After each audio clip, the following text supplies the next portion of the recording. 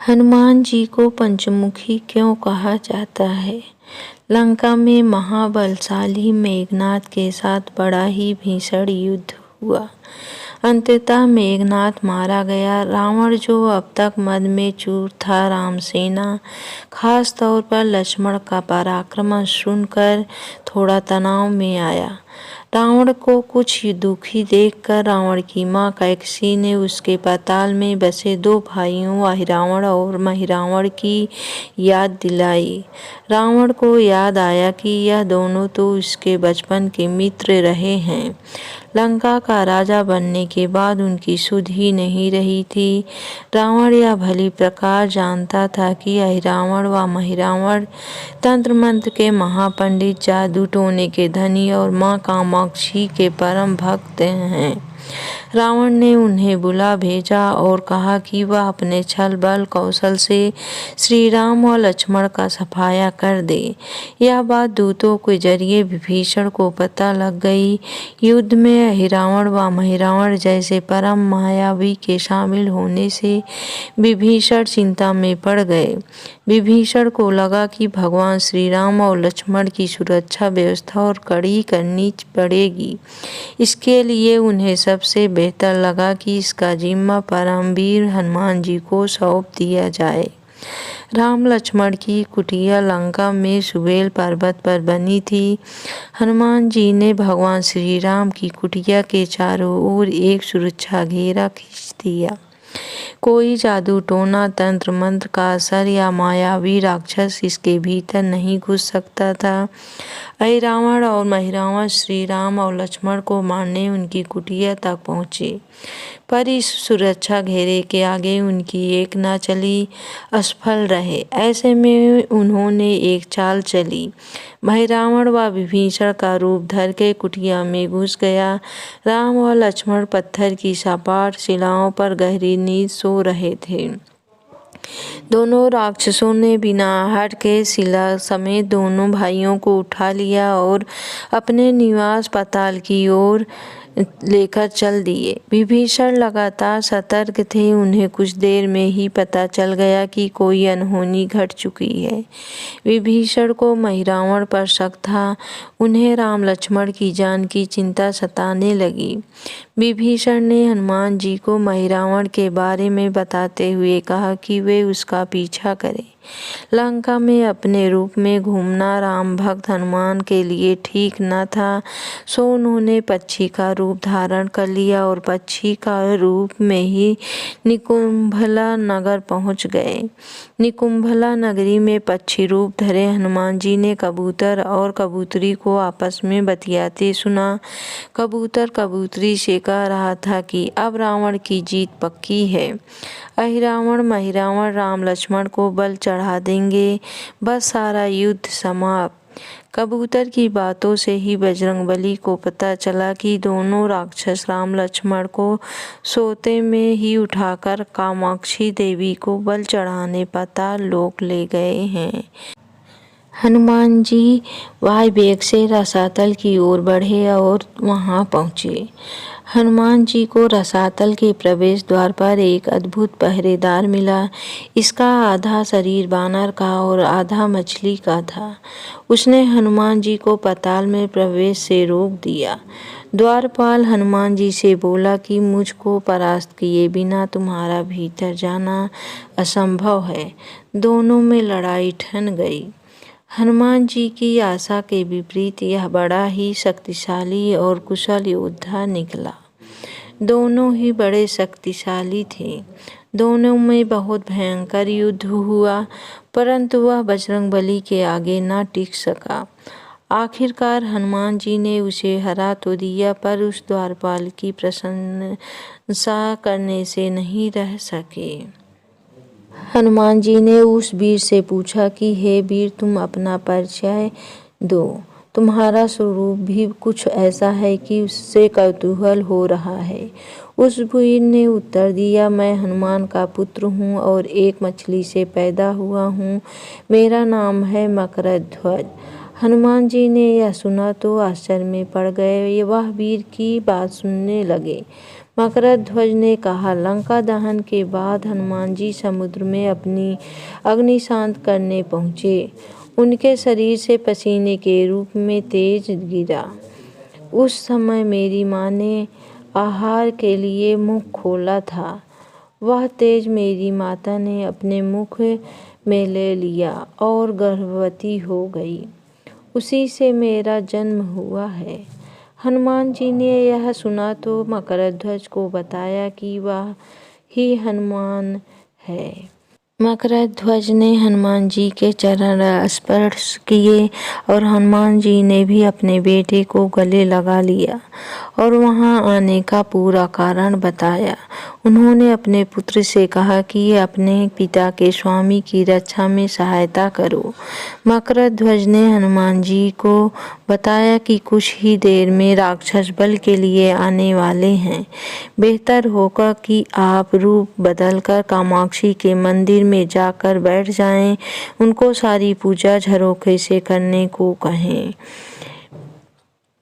हनुमान जी ने पहले तो मधुमक्खी का वेश धरा और माँ कामाक्षी के मंदिर में घुस गए। हनुमान जी ने माँ कामाक्षी को नमस्कार कर सफलता की कामना की और फिर पूछा, हे माँ, क्या आप वास्तव में श्री राम जी और लक्ष्मण जी की बलि चाहती हैं?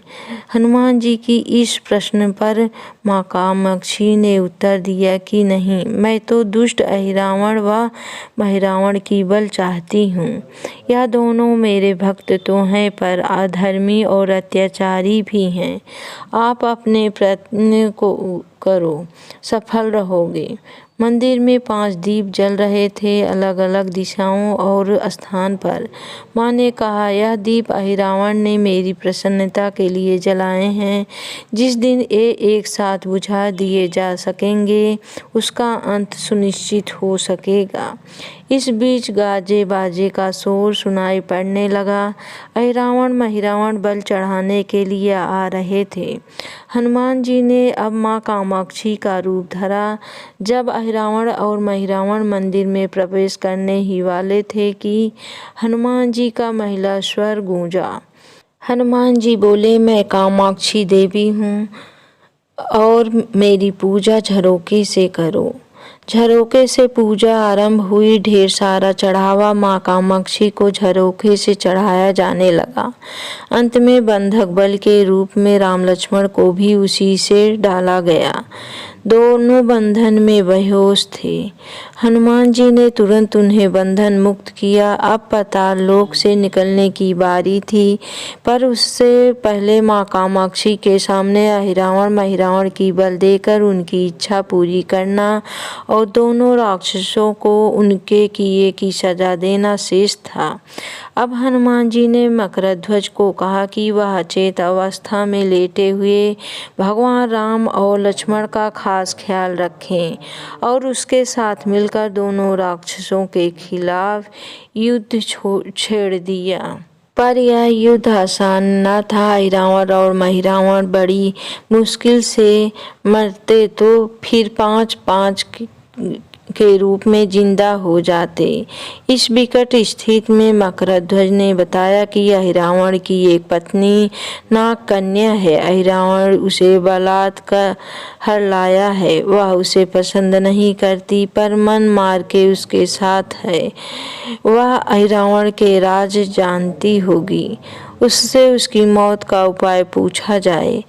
आप उसके पास जाएं और सहायता मांगें। मकरध्वज ने राक्षसों को युद्ध में उलझाए रखा और उधर हनुमान अहिरावण की पत्नी के पास पहुँचे। नागकन्या से उन्होंने कहा कि यदि तुम अहिरावण के मृत्यु का भेद बता दो तो हम उसे मारकर तुम्हें उसके चंगुल से मुक्ति दिला देंगे। अहिरावण की पत्नी ने कहा, मेरा नाम चित्रसेना है। मैं भगवान विष्णु की भक्त हूँ। मेरे रूप पर अहिरावण मर मिटा और मेरा अपहरण कर यहाँ कैद किए हुए है, पर मैं उसे नहीं चाहती। लेकिन मैं यह रावण का भेद तभी बताऊंगी जब मेरी इच्छा पूरी की जाएगी। हनुमान जी ने रावण की पत्नी नागकन्या चित्रसेना से पूछा कि आप रावण की मृत्यु का रहस्य बताने के बदले में क्या चाहती हैं। आप मुझसे अपनी शर्त बताएं, मैं उसे जरूर मानूंगा। चित्रसेन ने कहा, दुर्भाग्य से रावण जैसा असुर मुझे हर लाया, इससे मेरा जीवन खराब हो गया। मैं अपने दुर्भाग्य को सौभाग्य में बदलना चाहती हूँ। आप अगर मेरा विवाह श्री राम से कराने का वचन दे तो मैं रावण का वध रहस्य बताऊंगी। हनुमान जी सोच में पड़ गए। भगवान श्री राम तो एक पत्नी निष्ठ हैं। अपनी धर्म पत्नी देवी सीता को मुक्त कराने के लिए शुरू से युद्ध कर रहे हैं। वह किसी और से विवाह की बात तो कभी न स्वीकारेंगे। मैं कैसे वचन दे सकता हूँ। फिर सोचने लगे कि यदि समय पर उचित निर्णय न लिया तो स्वामी के प्राण ही संकट में हैं। असमंजस की स्थिति में बेचैन हनुमान जी ने ऐसी राह निकाली कि सांप भी मर जाए और लाठी भी ना टूटे। हनुमान जी बोले, तुम्हारी शर्त स्वीकार है, पर हमारी भी एक शर्त है। यह विवाह तभी होगा जब तुम्हारे साथ भगवान राम जिस पलंग पर आसीन होंगे वह सही सलामत रहना चाहिए।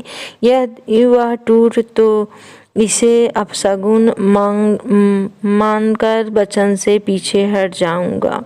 जब महाकाय रावण के बैठने से पलंग नहीं टूटता तो भला श्री राम के बैठने से कैसे टूटेगा। यह सोचकर चित्रसेना तैयार हो गई। उसने रावण समेत सभी राक्षसों के अंत का सारा भेद बता दिया। चित्रसेना ने कहा, दोनों राक्षसों के बचपन की बात है। इन दोनों के कुछ शरारती राक्षस मित्रों ने कहीं से एक भ्रामरी को पकड़ लिया। मनोरंजन के लिए वे उसे भ्रामरी को बार बार कांटों से छेड़ रहे थे। भ्रामरी साधारण भ्रामरी न थी, वह भी बहुत मायावी थी, किंतु किसी कारणवश वह पकड़ में आ गई थी। भ्रामरी की पीड़ा सुनकर रावण और महिरावण को दया आ गई और अपने मित्रों से लड़कर उसे छुड़ा दिया। मायावी भ्रामरी का पति भी अपनी पत्नी की पीड़ा सुनकर आया था। अपनी पत्नी की मुक्ति से प्रसन्न होकर उस भंवरे ने वचन दिया था कि तुम्हारे उपकार का बदला हम सभी भ्रमर जात मिलकर चुकाएंगे। ये भंवरे अधिकतर उसके शयन कक्ष के पास रहते हैं। ये सब बड़ी भारी संख्या में हैं। दोनों राक्षसों को जब भी मारने का प्रयास हुआ है और ये मरने को हो जाते हैं तब भ्रमर उनके मुख में एक बूंद अमृत का डाल देते हैं। उस अमृत के कारण ये दोनों राक्षस मरकर भी जिंदा हो जाते हैं। इनके कई कई रूप उसी अमृत के कारण है। इन्हें जितनी बार फिर से जीवन दिया गया उनके उतने नए रूप बन गए हैं। इसलिए आपको पहले इन भंवरों को मारना होगा। हनुमान जी रहस्य जानकर लौटे। मकरध्वज ने रावण को युद्ध में उलझा रखा था तो हनुमान जी ने भंवरों का खात्मा शुरू किया। वे आखिरकार हनुमान जी के सामने कहाँ तक टिकते। जब सारे भ्रमर खत्म हो गए और केवल एक बचा तो वह हनुमान जी के चरणों में लौट गया। उसने हनुमान जी से प्राण रक्षा की याचना की। हनुमान जी पसीज गए। उन्होंने उसे क्षमा करते हुए एक काम सौंपा। हनुमान जी बोले, मैं तुम्हें प्राण दान देता हूँ, पर इस शर्त पर कि तुम यहाँ से तुरंत चले जाओगे और रावण की पत्नी के पलंग की पाटी में घुसकर जल्दी से जल्दी उसे पूरी तरह खोखला बना दोगे। भंवरा तत्काल चित्रसेना के पलंग की पाटी में घुसने के लिए प्रस्थान कर गया। इधर रावण और महिरावण को अपने चमत्कार के लुप्त होने से बहुत अचरज हुआ, पर उन्होंने मायावी युद्ध जारी रखा। भ्रमरों को हनुमान जी ने समाप्त कर दिया और फिर हनुमान जी और मकरध्वज के हाथों अहिरावण और महिरावण का अंत नहीं हो पा रहा था। यह देखकर हनुमान जी कुछ चिंतित हुए। फिर उन्हें कामाक्षी देवी का वचन याद आया। देवी ने बताया था कि अहिरावण की सिद्धि है कि जब पांचों दीपकों एक साथ बुझेंगे तभी वे नए नए रूप धारण करने में असमर्थ होंगे और उनका वध हो सकेगा। हनुमान जी ने तत्काल पंचमुखी रूप धारण कर लिया। उत्तर दिशा में वराह मुख, दक्षिण दिशा में नरसिंह मुख, पश्चिम गरुड़ मुख, आकाश की ओर हयग्रीव मुख एवं पूर्व दिशा में हनुमान मुख। उसके बाद हनुमान जी ने अपने पांचों मुख द्वारा एक साथ पांचों दीपक बुझा दिए। अब उनके बार बार पैदा होने और लंबे समय तक जिंदा रहने की सारी आशंकाएं समाप्त हो गई थी। हनुमान जी और मकरध्वज के हाथों शीघ्र ही दोनों राक्षस मारे गए। इसके बाद उन्होंने श्री राम और लक्ष्मण जी की मूर्छा दूर करने के उपाय दिए। दोनों भाई होश में आ गए। चित्रसेना भी वहां आ गई। हनुमान जी ने कहा, प्रभु अब आप अहिरावण और महिरावण के छल और बंधन से मुक्त हुए, पर इसके लिए हमें इस नाकन्या की सहायता लेनी पड़ी थी। अहिरावण इसे बलपूर्वक उठा लाया था। वह आपसे विवाह करना चाहती है। कृपया उससे विवाह कर अपने साथ ले चलें, इससे उसे भी मुक्ति मिलेगी। श्री राम हनुमान जी की बात सुनकर चकराए।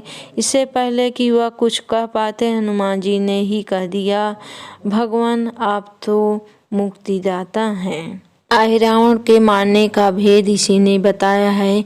इसके बिना हम उसे मारकर आपको बचाने में सफल ना हो पाते। कृपा निधान इसे भी मुक्ति मिलनी चाहिए, परंतु आप चिंता न करें। हम सबका जीवन बचाने वाले के प्रति बस इतना कीजिए कि आप बस इस पलंग पर बैठिए, बाकी का काम मैं संपन्न करवाता हूँ। हनुमान जी इतनी तेजी से सारे कार्य करते जा रहे थे कि इससे श्री राम जी और लक्ष्मण जी दोनों चिंता में पड़ गए। वह कोई कदम उठाते कि तब तक हनुमान जी ने भगवान राम की बाँह पकड़ ली। हनुमान जी ने भावावेश में प्रभु श्री राम की बाँह पकड़कर चित्रसेना के उस सजे धजे विशाल पलंग पर बिठा दिया। श्री राम कुछ समझ पाते कि तभी पलंग की खोखली पाटी चरमराकर टूट गई। पलंग धराशायी हो गया। चित्रसेना भी जमीन पर आ गिरी। हनुमान जी हंस पड़े और फिर चित्रसेना से बोले, अब तुम्हारी शर्त तो पूरी हुई नहीं, इसलिए यह विवाह नहीं हो सकता। तुम मुक्त हो और हम तुम्हें तुम्हारे लोग भेजने का प्रबंध करते हैं। चित्रसेना समझ गई कि उसके साथ छल हुआ है। उसने कहा कि उसके साथ छल हुआ है। मर्यादा पुरुषोत्तम के सेवक उनके सामने किसी के साथ छल करें, यह तो बहुत अनुचित है। मैं हनुमान जी को श्राप दूंगी। कि चित्रसेना हनुमान जी को श्राप देने ही जा रही थी कि श्री राम का सम्मोहन भंग हुआ। वह इस पूरे नाटक को समझ गए। उन्होंने चित्रसेना को समझाया, मैंने एक पत्नी धर्म में बंधे होने का संकल्प लिया है, इसलिए हनुमान जी को यह करना पड़ा। उन्हें क्षमा कर दो। क्रुद्ध चित्रसेना तो उनसे विवाह की जिद पकड़े बैठी थी। श्री राम ने कहा, मैं जब द्वापर में श्री कृष्ण अवतार लूँगा तब तुम्हें सत्यभामा के रूप में अपनी पटरानी बनाऊंगा। इससे वह मान गई।